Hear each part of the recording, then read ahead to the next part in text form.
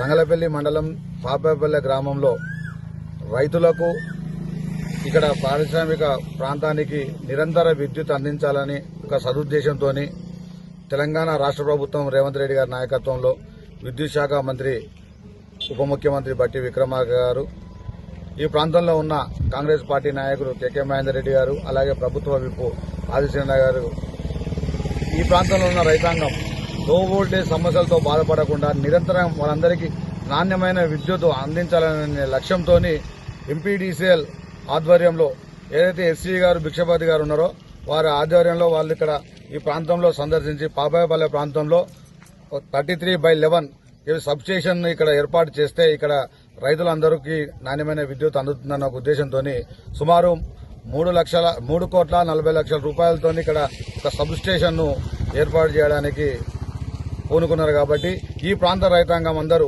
ఈరోజు హర్షం వ్యక్తం చేస్తా ఉన్నారు. గతంలో సెస్ అధికారులు ఈ ప్రాంతంలో పాలన కొనసాగించినప్పుడు పాలక వర్గానికి ఎంత నిర్లక్ష్యానికి గురైందో ఇప్పుడు వెనువెంటనే ఎంపీడీసీఎల్ ఆధ్వర్యంలోకి వెళ్లిన తర్వాత నిరంతరం విద్యుత్తులో కోత ఉండకుండా వాళ్ళకి నాణ్యమైన విద్యుత్ అందించాలనే లక్ష్యంతో హుటాహుటిన ఎక్కడెక్కడైతే లోటుపాట్లు ఉన్నాయో వాటిని పూడ్చుకుంటూ పనులు చేపడతా ఉన్నారు. కాబట్టి వినియోగదారులందరూ ఏదైతే ఈ సెస్ ఆధ్వర్యంలో ఎంపీడీసీఎల్ వాళ్ళు ఆధ్వర్యంలో ఈ కార్యక్రమాలు నిర్వహించబడుతున్నాయి వీరన్నీ సద్వినియోగం చేసుకోవాలని చెప్పి కోరుతా ఉన్నాం. తప్పకుండా సెస్ లాభాల బాటలో నడుస్తూ ఉంది.